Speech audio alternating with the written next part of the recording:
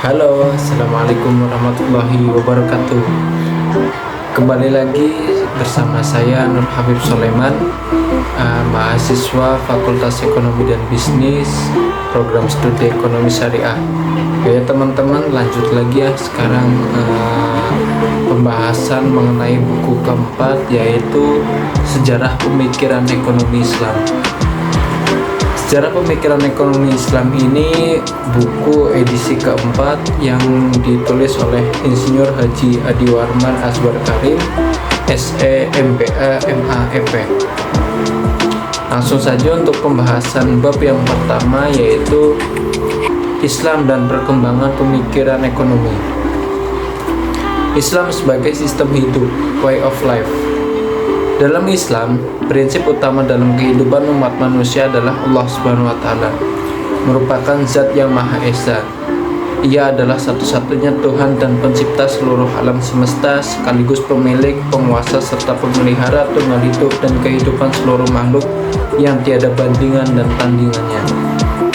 Sementara itu, manusia merupakan makhluk Allah Subhanahu wa Ta'ala yang diciptakan dalam bentuk yang paling baik sesuai dengan hakikat wujud manusia dalam kehidupan di dunia, yakni melaksanakan tugas kekhalifahan dalam rangka pengabdian kepada Sang Maha Pencipta, yaitu Allah Subhanahu wa Ta'ala. Sebagai khalifah di muka bumi ini, manusia diberi amanah untuk memberdayakan seisi alam raya dengan sebaik-baiknya demi kesejahteraan seluruh makhluk. Berkaitan dengan ruang lingkup tugas-tugas khalifah ini, Allah Subhanahu wa Ta'ala berfirman yang artinya, orang-orang yang jika teguhkan kedudukan mereka di muka bumi ini, niscaya mereka mendirikan sholat dan menunaikan zakat, menyuruh berbuat yang ma'ruf dan mencegah dari perbuatan yang mungkar.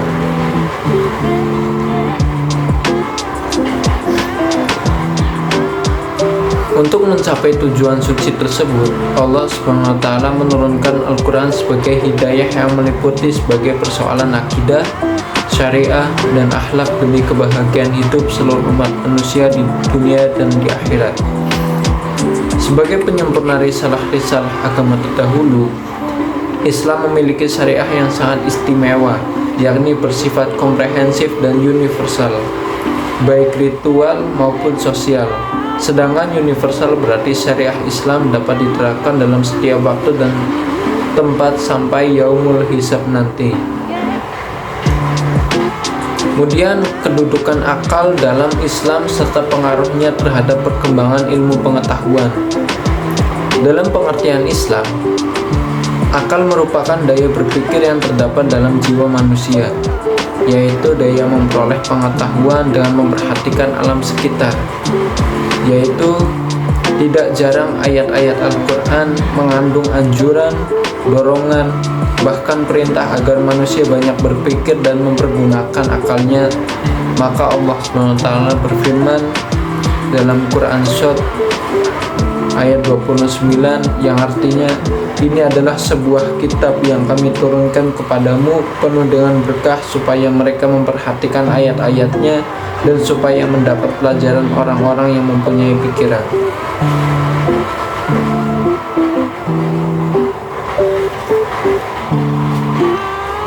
Al-Quran tidak menginginkan masyarakat yang dibentuknya memandang atau menilai al-fikrah al-Quraniyah, atau yang artinya ide yang dibawa oleh Al-Quran, hanya terbatas pada fase penilaian berdasarkan keteladanan seseorang.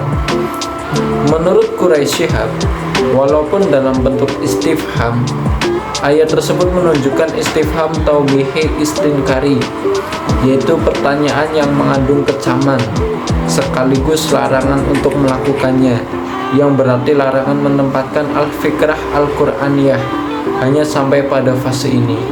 Ayat tersebut merupakan dorongan kepada masyarakat untuk lebih meningkatkan pandangan dan penilaiannya terhadap suatu ide ke tingkat yang lebih tinggi, yakni fase kedewasaan atau fase penilaian ide berdasarkan nilai-nilai yang terdapat pada unsur-unsur ide itu sendiri.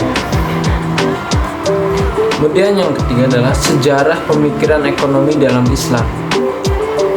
Kontribusi kaum muslimin yang sangat besar terhadap kelangsungan dan perkembangan pemikiran ekonomi pada khususnya dan peradaban dunia pada umumnya telah diabaikan oleh para ilmuwan barat.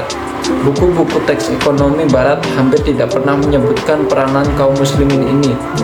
Menurut Chapra, meskipun sebagian kesalahan terletak di tangan umat Islam karena tidak mengartikulasikan secara memadai kontribusi kaum muslimin, namun barat memiliki andil dalam hal ini karena tidak memberikan penghargaan yang layak atas kontribusi peradaban lain bagi kemajuan pengetahuan manusia.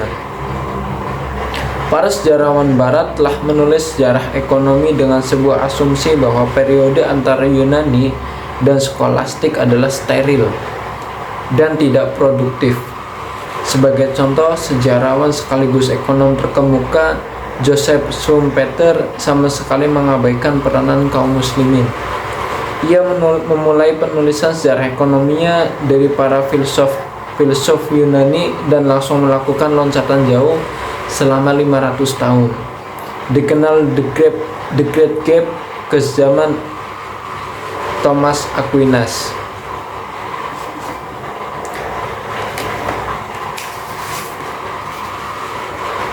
Berkenan dengan hal tersebut, sedikit menguraikan sejarah pemikiran ekonomi Islam dalam 3 fase, yaitu fase dasar-dasar ekonomi Islam, fase kemajuan, dan fase stagnasi. Yang pertama adalah fase pertama.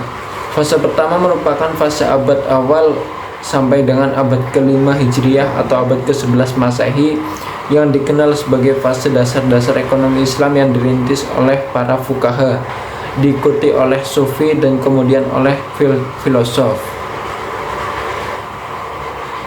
Tokoh-tokoh pemikir Islam pada fase pertama ini antara lain diwakili oleh Zaid bin Ali, Abu Hanifah, Abu Yusuf Al-Syaibani, Abu Ubaid bin Salam, Haris bin Asad Al-Muhasibi, Junaid Al-Baghdadi, Ibnu Miskawai, dan Al-Mawardi.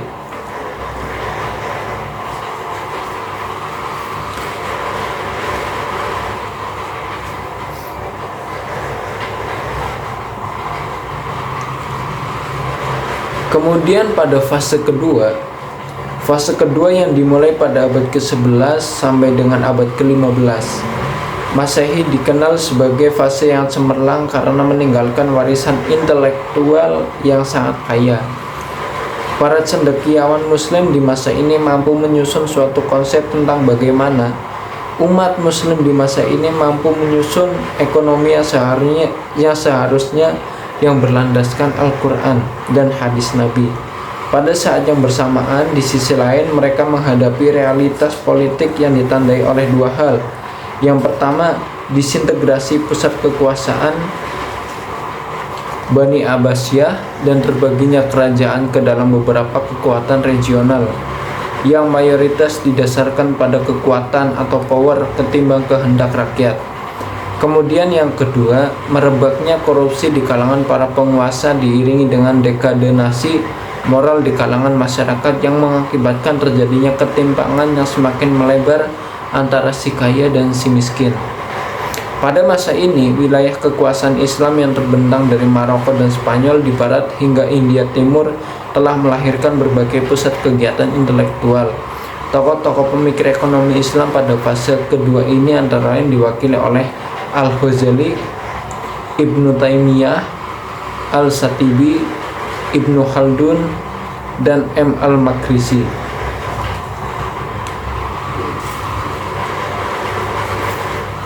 Pada masa Al-Ghazali, fokus utama perhatian Al-Ghazali tertuju pada perilaku individual yang dibahas secara rinci dengan merujuk pada Al-Quran, Sunnah, ijma sahabat dan tabi'in, serta pandangan para sufi terdahulu seperti Junaid Al-Baghdadi, Zunun Al-Mishr, dan Haris bin As'ad Al-Muhasibi.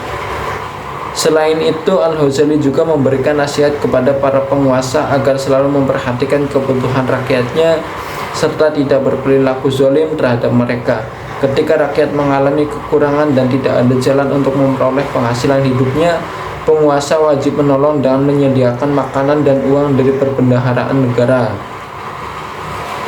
Al-Ghazali juga mempunyai wawasan yang sangat luas mengenai evolusi pasar dan peranan uang.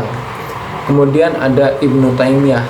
Fokus perhatian Ibnu Taimiyah terletak pada masyarakat, fondasi moral, dan bagaimana mereka harus membawakan dirinya sesuai dengan syariah. Kemudian Al-Makrizi. Al-Makrizi melakukan studi khusus tentang uang dan kenaikan harga-harga yang terjadi secara periodik dalam keadaan kelaparan dan kekeringan. Dan yang terakhir adalah fase ketiga. Fase ketiga yang dimulai pada tahun 1446 hingga 1932 Masehi merupakan fase tertutupnya pintu ijtihad independent judgment yang mengakibatkan fase ini dikenal juga sebagai fase stagnasi.